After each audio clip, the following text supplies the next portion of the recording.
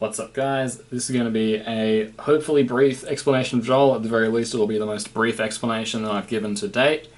If you haven't seen my video on roll, which is similar but significantly more useful, go watch that first.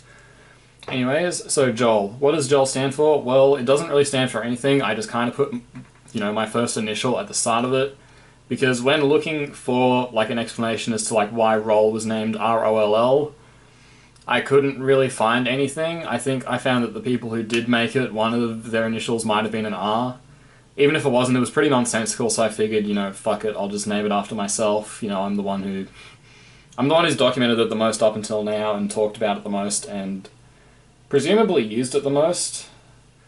At least out of, top level solvers, so, I don't feel particularly bad about naming it after myself. But that's why it's named JOLL. Don't even worry about it, don't even worry about the name. What's important is how the method works. And basically it is a way to help you predict your PLL case by narrowing down the possible PLL case it is. This is very similar to roll, where based on the corner recognition you can know whether or not you're going to get a diag swap PLL, so E, N, V, Y perm, any of those. Or it could be an AG swap, so anything that isn't a diag swap or an EPLL. Or it could be an EPLL, and then on top of that, roll also will tell you where the headlights are if it is an AG swap, so they could be in the back, front, left, or right. JOLL is basically roll but for edges, so where roll gives you easy access to CP info via CP recognition, JOLL gives you easy access to EP permutation, like where the edges will be based on, again, similarly easy information. I would actually say it's significantly easier information. And I'm going to talk a little bit later about how you could hypothetically change the way JOLL recognition works to make it even better, but I'm not necessarily convinced that it's worth it. And at the very least, I have not explored it myself. So first, I want to quickly say, with roll and JOLL, if you're going to only learn one, I would learn roll. JOLL kind of sucks on its own, and although roll is significantly better with JOLL in combination, it can work quite well just on its own, or at the very least significantly better on its own. Worst case scenario, roll will reduce your PLL possibilities to like 3 out of 5 possible cases, 3/5. Occasionally JOLL will give you no information about the PLL, and I'll explain why, and I'll explain how you can change that to make it so that you always get info, but it also does make the recognition worse. So, the way I devised JOLL, it was kind of just like a happy accident, I guess. Like, it was just kind of something I picked up intuitively, and I think a lot of other cubers have picked this up intuitively themselves, both with roll and JOLL. Let's take this OLL for example, this P shape, you do F inverse sexy F prime. Note these two edges here, and JOLL, the way I apply it, it's only to 2-edge OLLs, so either these types or the line shapes. If there's a full cross on top, then you can use JOLL, but I don't think it's particularly worth it because of things like ZVLL, and the recognition also isn't as good because these two edges, you'll notice they really, really stick out, they really pop out to you. If it was a dot OLL, there's no two particular edges that really pop out. You would have to choose them ahead of time since it'd be pretty arbitrary to have any two edges like actually stick out in your mind. With 2-edge OLLs, that's not the case. The two edges that are not oriented, they will always kind of pop out to you, and this is kind of how I learned it intuitively, and how most other cubers who have picked this up as well have picked it up intuitively. Anyways, back to this OLL. When you do F inverse sexy F prime, notice that these two edges are opposite. So green, opposite blue, per the color scheme. And when you do that for this, you get a PLL skip. Now, I'm not going to talk about the corner recognition, but it's basically the corner recognition stuff applied to edges. So I know that when these two edges are opposite, and I do this alg, then these two edges will end up being opposite. That's not to say the edges will end up being solved, because if I do a J-perm with all these oriented pieces, and I do that again, now these two edges here are swapped, but I've still reduced, just based on seeing these two edges alone and not even looking at the corners, I've noted that there is no chance of the edges being adjacently permuted, so it's not going to be a G perm, it's not going to be a Y perm, it can't be a V perm, it can't be any of the U perms, it can't be J perm, R perm. So but that's the idea. You basically rule out through deductive reasoning a lot of PLL cases. And the two main premises behind JOLL, first one I already mentioned, is you're using the two edges that stick out to you in two-edge OLLs. And then the second big premise behind it is you know how like opposite edges kind of work in relation to each other. So let's take this for example. Here, this is just a random, it's the same OLL, but there's a different PLL. These two edges are now in adjacent color. We noted from before that for this particular case, opposite is what corresponds with this OLL, and because we have adjacent, doing an algorithm that would normally solve opposite to an adjacent case will rule out the possibility of PLLs where two of the edges would normally be oppositely permuted. So there's no chance of there being an A perm, no chance of there being an E perm, no chance of there being a T perm or F perm, no chance of H or Z perm, no chance of an N perm. So it rules out all of those PLLs just like that. So that's why JOLL is pretty good, especially in combination with roll, because you can pretty quickly deduce what PL case you have by a very significant amount, sometimes down to like 2 or 3 or 4 cases. And this is, again, with like very simple recognition. Like you're just seeing the CP, which if you've learned COLL or a small amount of OLL-CP, you might already be trained to see that just instinctively without even trying to look for it. And in combination with JOLL, basically you're not slowing down how fast you do the OLL, but you're just using your knowledge to very easily deduce what PLL case you have. So that was a bit of a mouthful.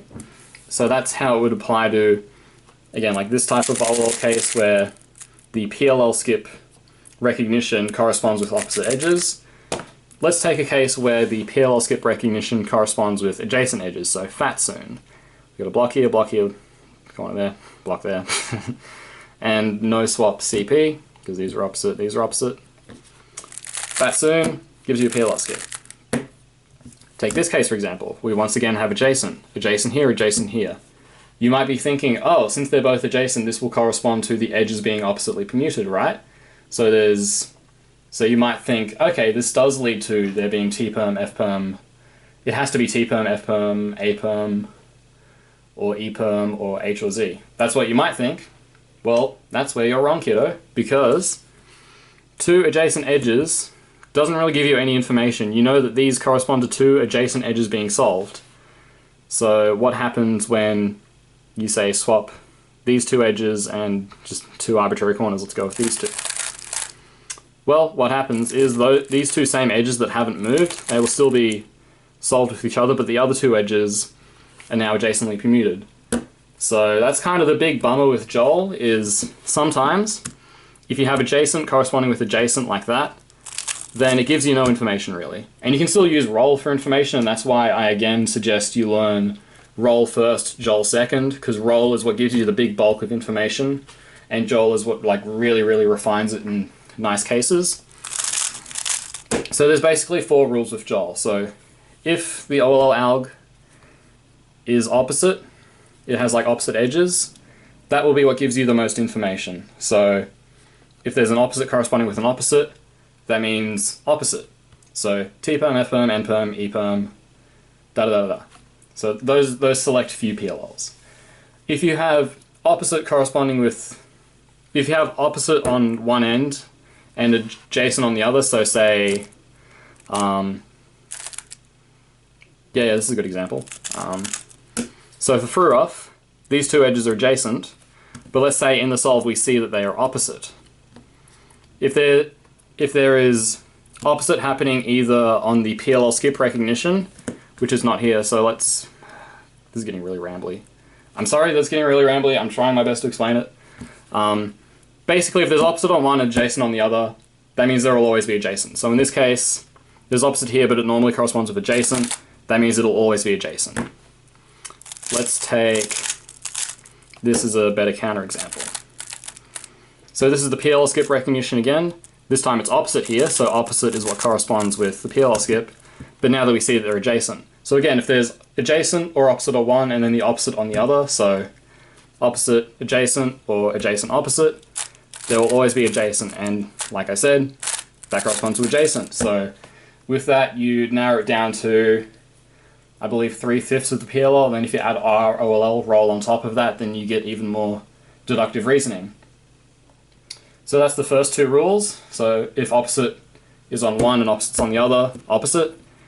If there's opposite on one and adjacent on the other, and it doesn't matter which one it is, adjacent. If there's adjacent on one and adjacent on the other, you don't get any information. And that's the one case with JOLL that sucks. So, yeah, that's basically how JOLL works. And again, like I said before, you can try to apply this to .OLLs if you want. Maybe if you decide that you're always going to look at these two, this like line of edges here, if you really want to try and do that.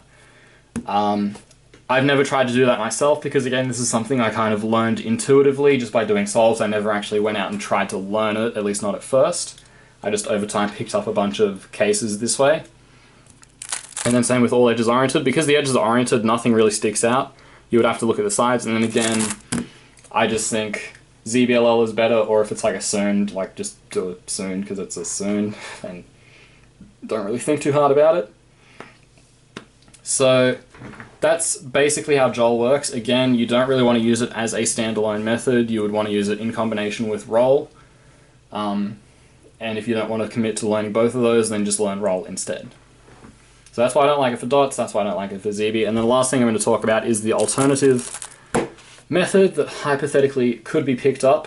But again, I'm not particularly certain that it's worth it. It makes the recognition harder, but it makes the PLL deductive reasoning easier. Or at least better, I would say.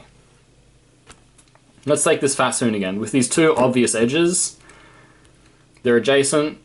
And again, with the obvious edges, we want them to be opposite for the PLL skip case, because if the obvious edges are opposite, that guarantees that the information we get will always be, it'll always be able to reduce the PLL in some way. If they're adjacent, then there's that, small chance that adjacent will correspond with adjacent on the other cube. So let's use for Earth again as an example. So if we get,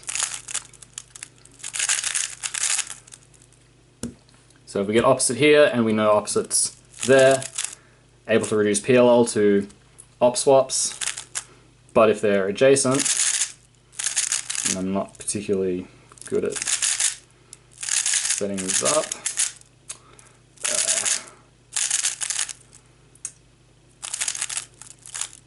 No, hang on. Okay, so like this. So if we have adjacent here and then opposite there, because opposite is what's corresponding to the PLL skip case, we can still reduce the PLLs to ones that are where the edges are adjacently permuted.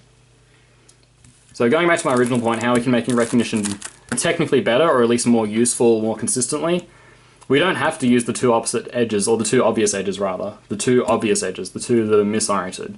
We could use these two edges, for example, and these two are opposite, and because these two are opposite colors, if we always look for these two stickers during OLL, then we can use, like, I guess we could call it like JOLL version 2, where you're always able to deduce something about your edge permutation. So let's go back to that previous example. We'll apply Y perm just like we did before. So we're not using these two edges anymore, we're now using these two.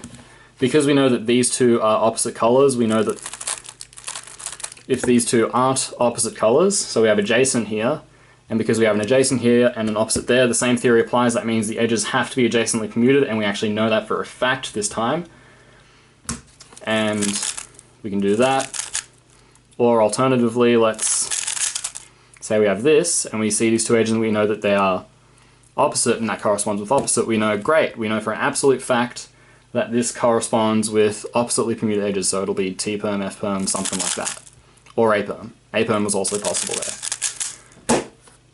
So that's a potential upgrade to JOLL. Again, the downside is that you're no longer using the two obvious edges. You have to move away to non-obvious edges, and you have to specifically pick two that are opposite colored, because that's the big driving force behind JOLL theory, is having those two opposite colors. And for some OLLs, let's take like Fura for example, you would have to, okay, I guess here use those two same edges, but there might be other cases. Okay, that one's the two same there as well. What about this? Two same again. Well, maybe it's not as hard as I thought. Fuck me. Alright. I gotta set something up that's... Okay, so this is a little tricky. So for this OLL, you would have to look at these two edges. And again, like, it's something you could learn, but it's not... There's no chance of like being able to pick that up intuitively. That would be something you would have to actually go about learning. And again, like I said, it's unclear to me whether having that slight extra bit of information is necessarily going to make up for the fact that you probably will spend a little bit more time looking at your OLL. Maybe it can be trained to be like a subconscious thought, just like with CP recognition. I'm not really sure of that. But yeah, that's how JOLL works. TLDW, even though you've already watched it. When it comes to roll and JOLL, learn roll first. If you want to learn JOLL after that, do so. It's just a way of predicting PLL, guys. If you want to get better at predicting PLL, this is the only way to do it that's actually feasible and actually works. You can't just like guess based off of blocks. So yeah, that's it for this one. Thanks for watching. See you in the next one. Peace.